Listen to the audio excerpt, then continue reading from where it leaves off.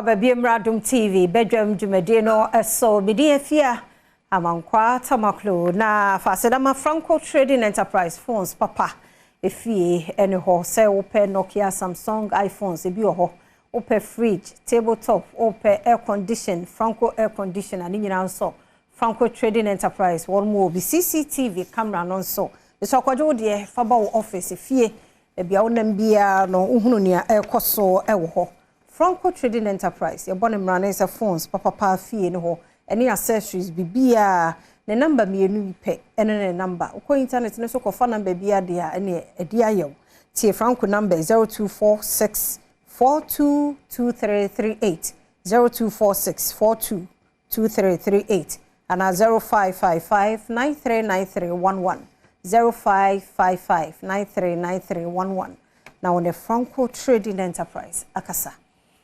Anope menya kwanya no Dr. Penina nkasa ba obadia na uhu se openin watutu ne nandi ene yebedi nkomo because ono ne nyame so ne da ya ode atanaye kese Baah Herbal Center ana hospital ebaye ti Dr. Baah ewa ha doga no pe mu ache na bia bokode e ode o ntampi tu pie dia ne se ne djuma no emukura na ko na mjidi ye se djuma mu so ye nyankopa ene mo adawro ai kumase de na community Accra Sprinters 18 junction na she 18 ni mu pepepe na se na djuma ko kakra ebefa ya kan ba de a enompe no sa ntie ni nkomo ebi a obi atidini no on she da mu no so doctor no alete hentie fi ono ana no do yentie o ma me no kwasam se ye chia atiefo ne ahwefo na de bia ye ka kire nkranfo se nyankopon onhira wo ne ntia ne ye kan sa ne se ye ba ye na nka wo mansomu a sa nka free tete besin ne ka ya ntumi antena kurum ha but in crime for assume ye ho e be ba homache be 3 o'clock na ha na ha ya ma was a chires adwuma papa ye de som Ghana fo na ya ne entum futuro nso ngu nkrofo ani ya na nipa bibire bisa se Dr. Baah o secret ne sen ye secret pa ye no kridi ya de som ya yarefo nipa bibire obeka cha se me kotoa wonan obewie na kase na akoto si ba bi foforo para oba banso ye ya de bia yitu nkrofofo se nie ntia wo so wo twere ban number good dare na wo twere good bible mu no opono ano ne se and the taisi ya be asan betumi ato nua bi betumi ato adamfo betumi ato maame na ne nemu bu foforo na maame no kwasam ewo mu ne se me se no kwasam ewo mu ne se wantie asama meken na wokofa asam foforo bi a obi edi mfuturo begu ani so obi nan mu bu pen anane nsa anane kasa ba bi abu a na se di bosome nson ekwa wode abibiduro to a entoa bi okay enunti na wasa wo twere ban namba no eto wo pona no se be ya ameto wo mpo na beto wo nua bi a obehu ba bi a obekere no na be ye kwan papa edo obi tumi ba ya so ye ma me ne nan no nyankopon bo ne nan ne bi nyetia bara odi ko ba bi na kase na kosi ba bi na fe ne nan na akoye 3140 uye ne bibi eyeyi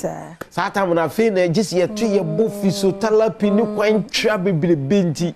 de bi ara me ka kire nkrofo se tie papa na fa papa no preko o fa papa preko a wonni haw enti wo ba ya so ye ho a ye sheda ye bed ayi ward a ye ma ne mema de se wo situation ye ne a ye hwa wontumi nkoma na kire se ye beka be mema wa bia da ne ya to ye bo atwiti enti wo ba wie no ka se na abu no ka kire obi se wo na mu abu da kora o njindi no kwasam se adwuma papa ba ye enti no de bia ye ku ye nim mame ene ade ba ko a yesan kofa yesese me ne ma ya me doctors na ewo ho no yakofa medical doctors no bi abeka ye ho enti bosomi bia niema bia yenhye dante ase esan se ye wa bibiduro no na kwan a ye befa so ye betwiti nipa no ama na yare bia na ne atumi a kire se bosomi miensa na otwe ba ko na edi behwe yare ni nti no ene edi mfidi abehwe ye duro ni nyina ha ho den enti se wo ba yetumi kire wo se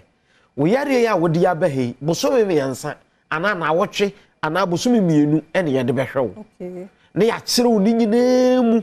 e na bebre busa se oba ban so ya bibiduro no ba ya na de wasa wonan so no entesa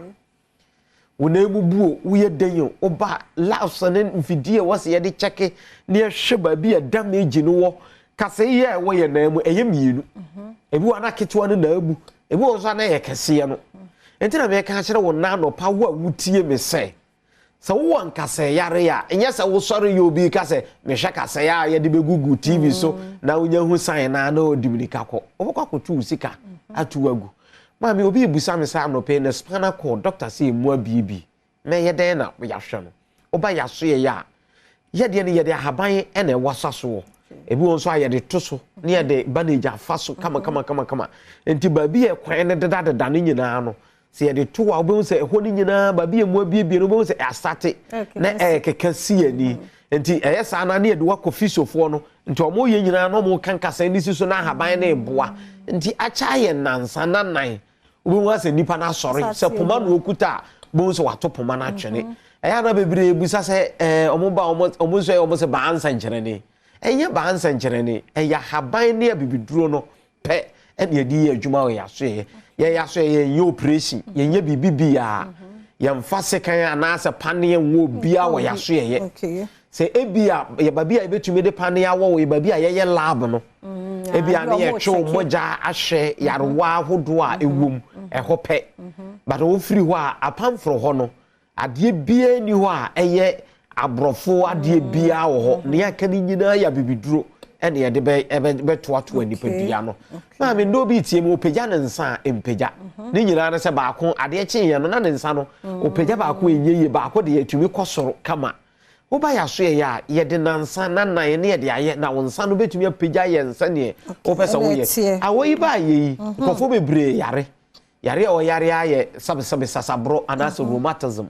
ama wodan na osore ye nsore oye no hwehwe yeye na no ma me bi oba me ho oso ko maram bi ho maram ne say ya duto because of sasabro no ebe sew ha efiri wa na abe sew ha efiri wa na abe sew ha ndi enenam esan se enam moja ne mu no nti no ono nso so agye atum se eye sunsum yare mara mi di na nutua no so yi mpane mako 70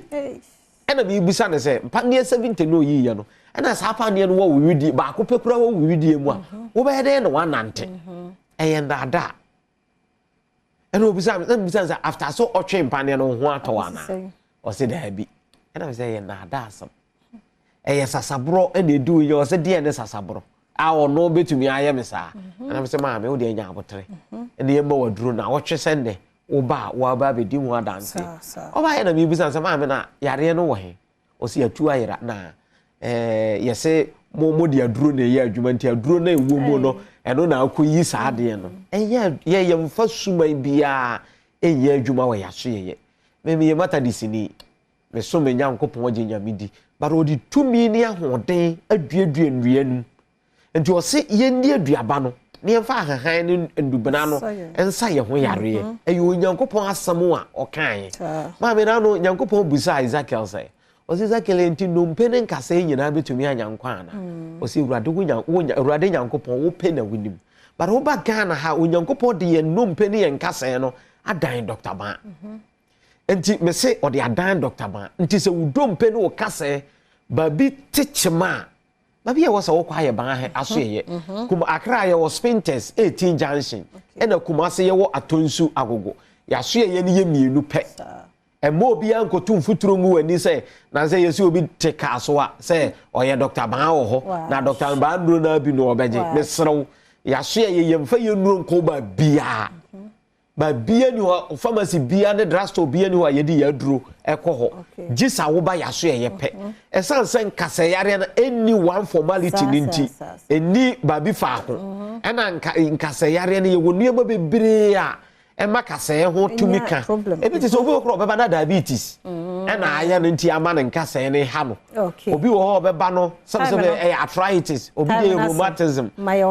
niema bebre ya number ne 0244 988